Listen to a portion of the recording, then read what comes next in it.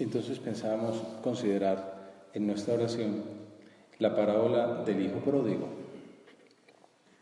que es una manera de entender esa misericordia de Dios que envía a su Hijo para morir por nosotros.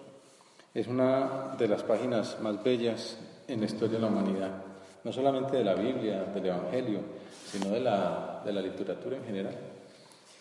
También es llamada la parábola del Padre Misericordioso, para poner el énfasis en la actitud del principal protagonista del relato, que no es tanto el hijo, sino el papá. Comienza con un acto de rebeldía del hijo pequeño.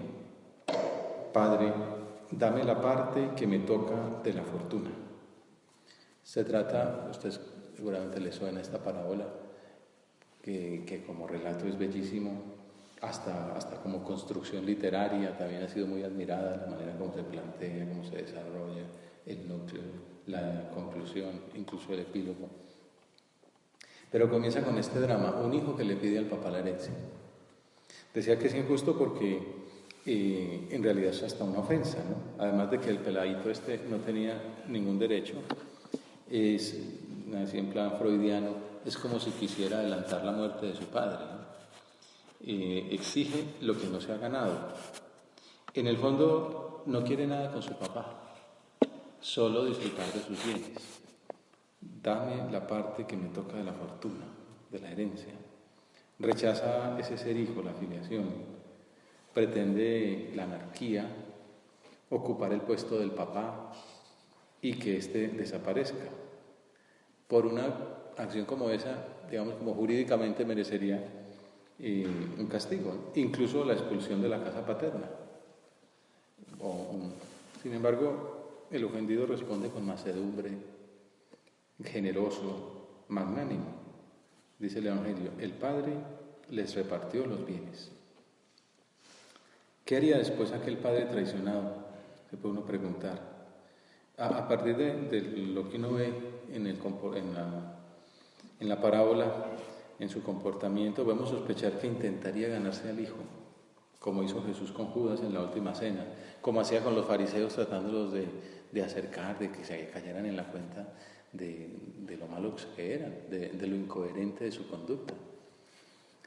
Uno ve en la última cena a Jesús con Judas tratando de evitarle el mal rato, la muerte espiritual a la que se estaba abocando con esa decisión.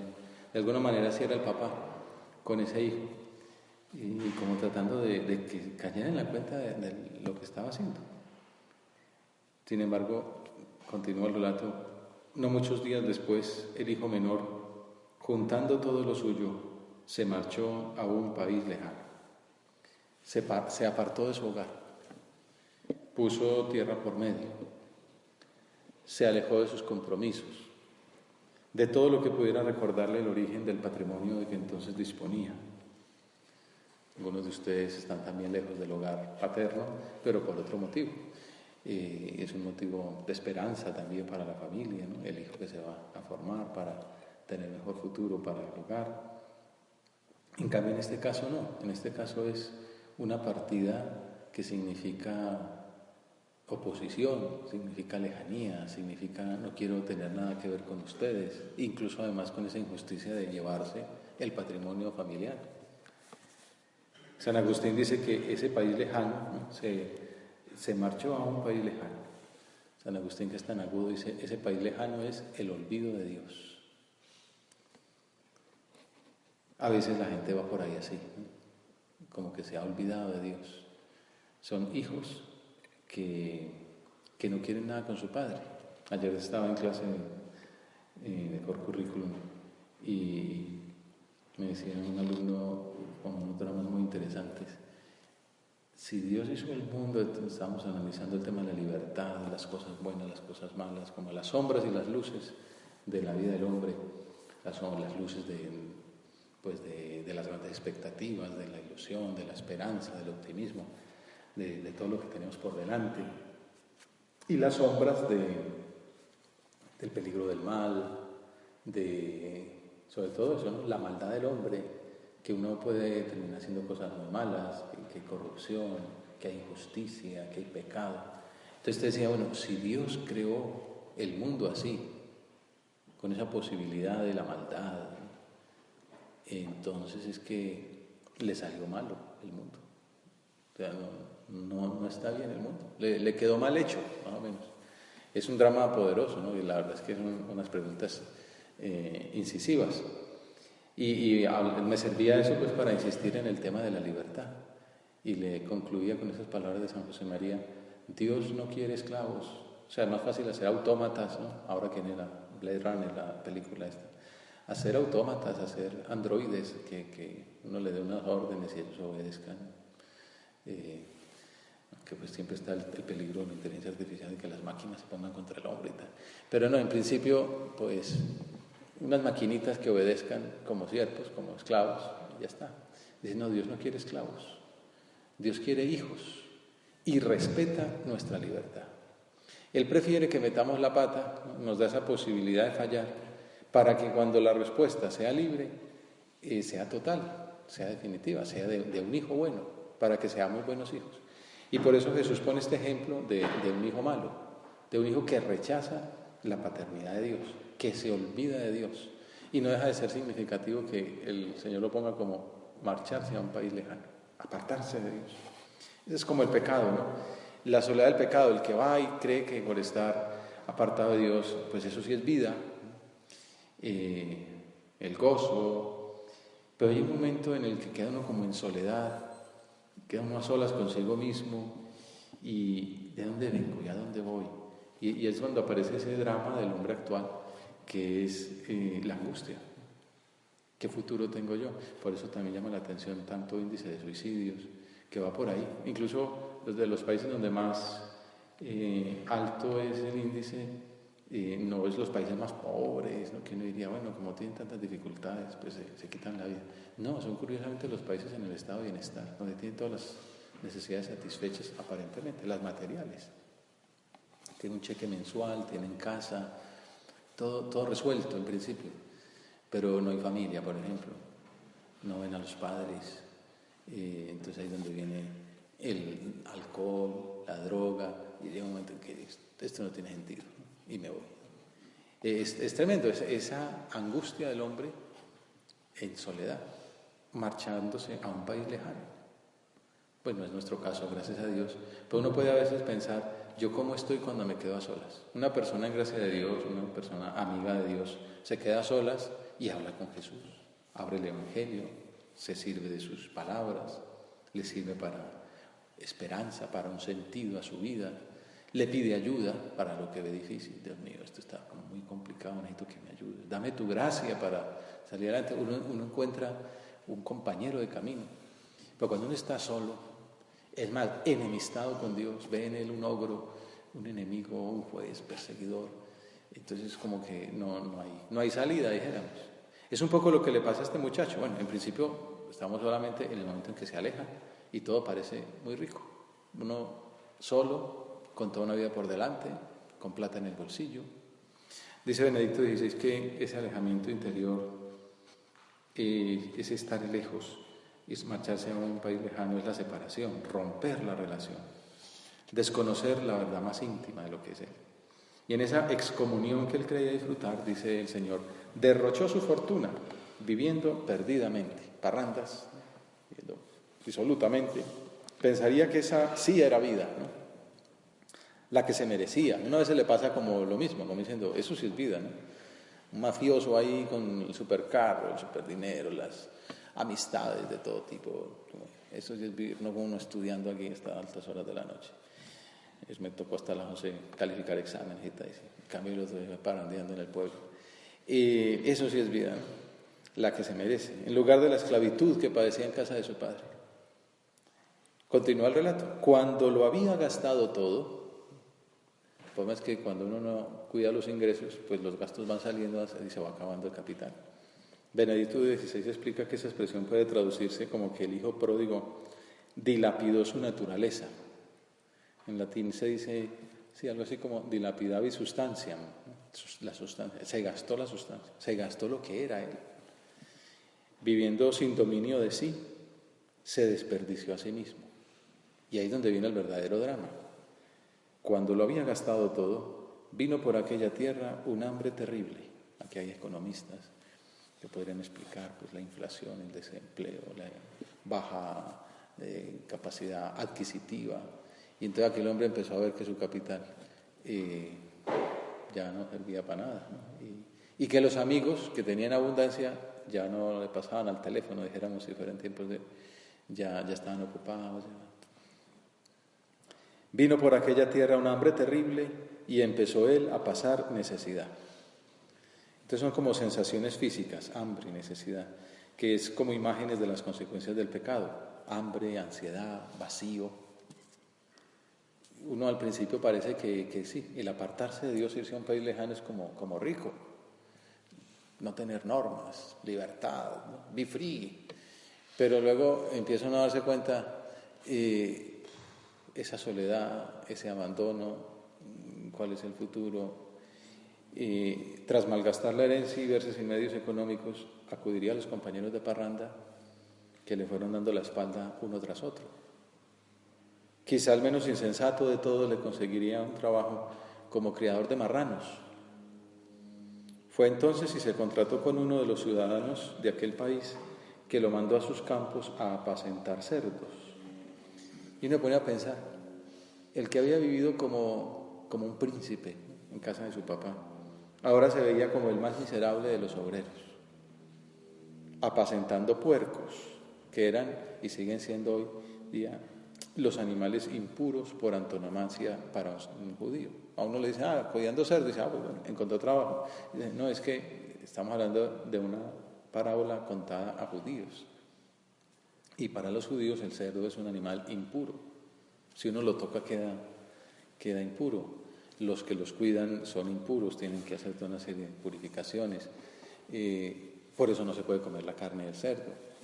Y entonces este hombre queda cuidando cerdos. A uno a veces no se da cuenta. Quiere decir, quedó por debajo de los cerdos. Es la abyección más profunda del hombre a lo que lo lleva al pecado. Deseaba, es una manera de mostrarlo muy claro, deseaba saciarse de las algarrobas que comían los cerdos, pero nadie le daba nada. Vivían mejor los cerdos que él. Al menos tenían algarrobas. No sé si son las algarrobas que nosotros conocemos, entiendo que no, porque las nuestras saben muy maluco. Pero al menos huelen muy maluco. Pero las de allí parece que sí, incluso las cáscaras son un poco dulces, bueno, los de gastronomía sabrán más de este tema. Pero ni siquiera podía comer las algarrobas que comían los cerdos. Es el Señor como mostrando gráficamente lo bajo que uno puede caer cuando se aparta de Dios. El que se había emancipado por afán de libertinaje termina esclavizado. Cambió la libertad de vivir bajo el amor del Padre por la opresión de las propias miserias. La verdad es que el cuadro es muy gráfico, ¿no es cierto? Y uno se imagina pues aquel hombre ahí aguantando hambre, con envidia de ser siquiera como un cerdo, y no le llegaba ni a eso. Una cosa horrible. El Señor nos enseña de esa manera gráfica en qué consiste el pecado. Ofender a nuestro Padre Dios. Darle la espalda a quien nos dio todo y por el contrario convertirnos hacia las criaturas. Así dicen en latín. Aversio a Deo et conversio a creaturas. Aversión a Dios y conversión a la criatura. Derrochar el tesoro de la gracia a cambio de una bagatela. Uno piensa que, es que ahora sí me conquisté el mundo y tal. Cuando uno piensa, se le cae entre las manos. Destruir la imagen de Dios en nuestra alma, romper nuestra relación con Él, abajándonos a ese nivel tan profundo, tan abyecto. Y entonces le podemos decir al Señor, mientras nos preparamos para la misa, Señor, ayúdanos a ver cada vez con más claridad la maldad del pecado. Sobre todo cuando los cantos de sirena de las tentaciones nos hagan creer que es preferible malgastar la fortuna de tu amor. Uno de los dramas del hombre actual es ese, no darse cuenta lo grave que es pecar, que es ofender a Dios. Es un engaño del diablo, hacernos creer que apartarnos, esto viene desde el pecado original, ¿no? Hacernos creer que Dios es malo, que algo tiene contra nosotros Dios, que es mejor apartarse de Él, que nosotros por nuestra cuenta nos lo montamos mejor. Entonces, todo el tema del conflicto con la autoridad, con los padres, los profesores, ¿no? Estos algo tienen contra mí, yo mejor me la monto por mi cuenta. Claro, ya cuando uno se da cuenta ya cuando a veces se da cuenta demasiado viejo y de pronto ya el papá no está, decir, no, si lo que quería era lo mejor para mí. Si en realidad esas normas que me arrojaban un poquito, que me quitaban aparentemente libertad, me facilitaban ser feliz. Bueno, pues estamos hablando con Dios y pensemos cada uno en nuestro interior. ¿Cómo es mi relación con Dios? Es la de un hijo que dice, bueno, no, o sea, digamos, la madurez viene por ahí. Superar ese conflicto, digamos, de adolescencia. Hay adolescentes de 80 años, bueno, en este sentido, que no han madurado, como decir, no, la relación con mi Padre Dios, Él quiere lo mejor para mí. En esto Benedicto XVI insistía mucho a los jóvenes, las normas, los mandamientos, las invitaciones de Dios no son un fardo pesado, una papaya bajo el brazo, difícil de cargar, que es lo único que busca es enredarnos la vida. No, es el camino de la felicidad. Estos días hablaba con un muchacho, un compañero de ustedes, y le daba estábamos haciendo una listica de prácticas de piedad. Y pues oración, rosario, algunas que como que acordamos que podía ser para sus circunstancias actuales, un camino de estar muy unido a Dios. Y entonces al final le dije, mira, esto se llama el camino de la felicidad. Entonces, un tipo muy chistoso, entonces voy a mostrarle a mi mamá, mira, aquí está el camino de la felicidad. Pero es verdad, uno a veces, todos buscamos la felicidad, ya lo dice Aristóteles, ¿no? Todos los hombres, por naturaleza, buscan ser felices. ¿Qué pasa? ¿Dónde está esa felicidad? El hijo pródigo la buscó en la parranda, en los bienes materiales, tener dinero para dilapidar. Y el problema es que llega un momento en que eso se acaba y que queda. Entonces quiere decir que hay que buscar esa felicidad en otra parte. Algunos tenemos, que me decían que tenía que hacer alusión a esto, algunos tenemos, digamos, aficiones en el mundo que nos ayudan. No es lo más importante, pero ayuda. Por ejemplo, si uno tiene un buen equipo de fútbol que le da alegrías permanentemente, ¿no? Cada 6 meses va ganando una medalla y tal, un campeonato. Eso le alegra a uno la vida, pero bueno, no es esa la felicidad completa. Hay otros, en cambio, que además ni siquiera eso la buscan, ¿no? Cogen equipos que van a perder toda la vida. Y bueno, pues bueno, es una invitación a que elijan bien, ¿no? Pero independientemente de eso, hay que buscar alegrías profundas, ¿no? Interiores, que la verdadera alegría está en el amor de Dios. Lo acabamos de ver con el Papa Francisco cuando estuvo por aquí en Colombia. Su alegría interior. Me contaban estos días una anécdota que me hizo mucho pensar. Estaba con los obispos y uno veía ese ritmo del Papa. Pues a las 6 de la mañana ya estaba montado en un avión para Villado, Medellín o Cartagena. Llegaba a las 9 de la noche, 8 de la noche la anunciatura, y ahí lo estaban esperando otras 100 personas con montajes ahí, bailecitos y cosas y tal. Y entonces, claro, lo mejor, para mi gusto, lo que dijo fue lo que decía precisamente la anunciatura. Por la noche, cansado. Y entonces un obispo le dijo, Santo Padre, usted no se cansa, ese ritmo tan duro que lleva. Y bueno, ya esa edad, a los 80 años. Entonces el Papa le dijo, ¿usted se cansa? Entonces le dijo, pues sí, nosotros estamos fundidos a este ritmo, son solo 4 días. Ustedes están fundidos, deben rezar más. Para no cansarse, rece más. O sea, enamórese más de Dios y verá que de ahí sale una especie de doping espiritual, una fuerza para llegar muy lejos, porque en el fondo es ver a Dios que se entregó por nosotros y nosotros entregarnos por Él. Volvamos a la parábola para ya entrar en la recta final. En medio de la descripción del triste pecado de este joven pródigo en errores, el Señor nos muestra cuál debe ser nuestra actitud cuando nos reconozcamos en su figura. Ojalá nos demos cuenta que todos somos hijos pródigos, que todos hemos dilapidado el tesoro de la gracia, que todos le hemos fallado a nuestro Padre Dios despilfarrando su herencia. Recapacitando entonces se dijo, ¿cuántos jornaleros de mi Padre tienen abundancia de pan, mientras yo aquí me muero de hambre? Recapacita, descubre la libertad de hijo, reconoce que la verdadera libertad entraña apertura, donación, servicio, y también se manifiesta en obediencia. Recapacitar, caer en la cuenta de nuestros errores, reconocerlos con humildad. Si antes hemos descrito la maldad de los actos de este pelado, Ahora debemos apreciar su valentía para reflexionar y reconocer que se había equivocado. No es fácil. También me acuerdo de un obispo, una plática que nos dio, hablando de la mujer adúltera, ¿se acuerdan? Cuando llevan unos fariseos ante a Jesús, una mujer adúltera, para ver, bueno, ¿la lapidamos como dice Moisés o la perdonamos? Si dices que la perdonemos, está yendo contra Moisés. Si dices que la lapidemos, está yendo contra ti mismo. O sea, con cara pierdes tú y con sello ganamos nosotros. ¿Qué hacemos? ¿La lapidamos o no la lapidamos? Y entonces dice Jesús, muy fácil, el que esté libre de pecado, que tire la primera piedra. Y entonces dice, se marcharon todos, empezando por el más viejo.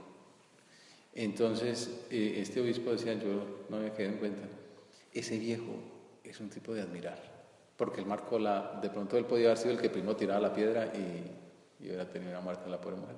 Aquel hombre recapacita, se da cuenta, es verdad, yo he pecado. Tira la piedra al suelo y se va, y detrás de él se van yendo todos los demás. Es una actitud muy valiente del hombre decir, he pecado, he fallado, sí, yo me he equivocado, yo le he fallado a Dios. Me levantaré, ya viene en segunda parte que es poner el propósito de la enmienda. Me pondré en camino donde está mi Padre y le diré, Padre, he pecado contra el cielo y contra ti, ya no merezco llamarme hijo tuyo, trátame como a uno de tus jornaleros. Un propósito de enmienda que no se queda en veremos, sino que es realizado prontamente. Se levantó y vino a donde estaba su Padre. También nosotros nos hemos equivocado, le hemos fallado a nuestro Padre Díaz, decíamos, pero quizá nos falta la humildad y la audacia que tuvo este hijo pródigo para reconocer nuestros errores.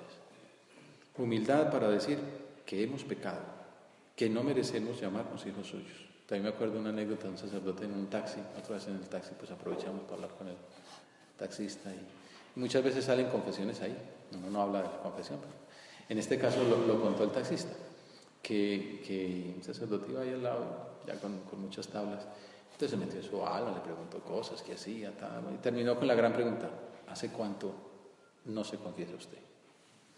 Entonces el taxista dice, hace décadas. ¿Así? ¿Por qué? Porque yo no peco. Entonces, claro, le dejó al cura ahí desarmado, ¿no? Y entonces, ¿cómo reaccionaría el cura ante eso? Pues podría haberle dicho, verdad. Dice, ¿usted me puede hacer un favor? Sí, claro. ¿Me puede dar un autógrafo? Usted es un hombre excepcional. Es el primer hombre que conozco que no peca. Por favor, fírmeme aquí un autógrafo. Entonces el otro se rió y tal. Bueno, entonces ya ahí entraron en que sí, que alguna cosa había hecho. Terminó confesándose, luego trajo a la esposa y tal. Sí, uno a veces dice, yo no peco, todos hemos pecado. Todos somos hijos pródigos. Todos compartimos con Él eso de pecar.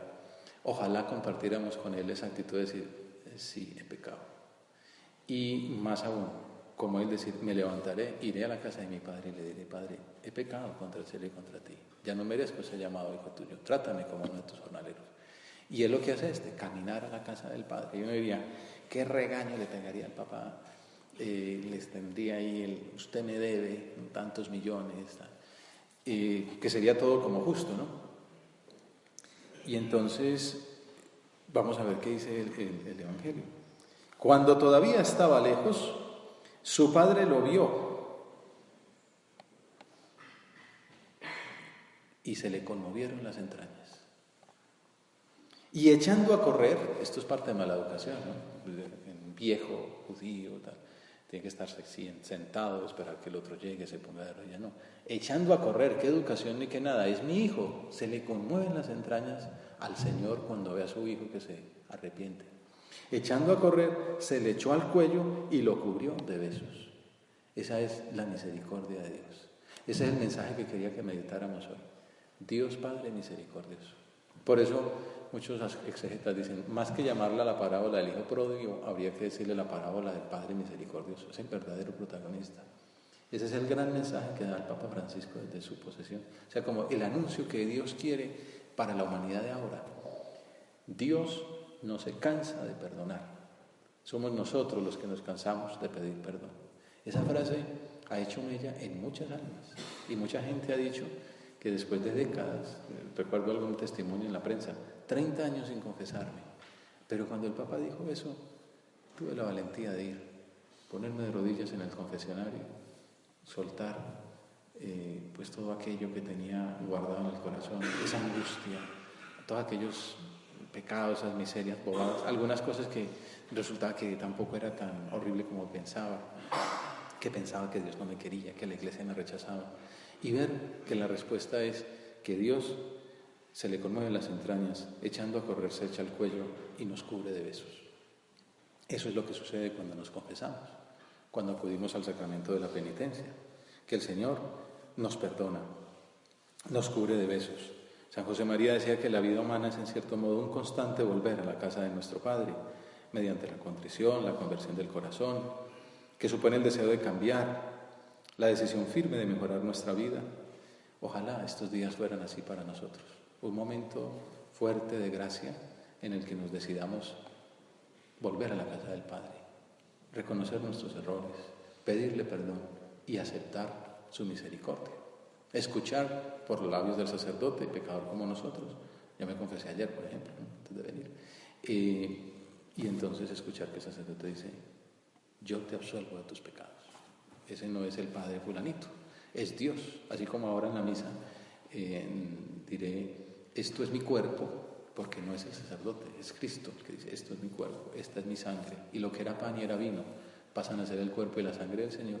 Igual cuando el sacerdote dice, yo te absuelvo de tus pecados, es Dios el que perdona. Vete, en adelante, ya no peques más. Cada uno 0 kilómetros, como nuevo, volando.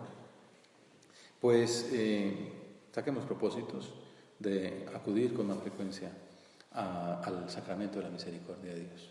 La Virgen Santísima le llamamos Madre de Misericordia, porque ella engendró a Jesucristo, que es la misericordia encarnada. Pidámosle a ella que nos dé la valentía para dar ese paso de reconocer nuestros errores, de recapacitar, de sacar ese propósito de la enmienda, de acudir a los brazos misericordiosos del Señor y escuchar de Él esas palabras, ese juicio de absolución. Yo te perdono, yo te absuelvo de tus pecados, vete y en adelante ya no peques más.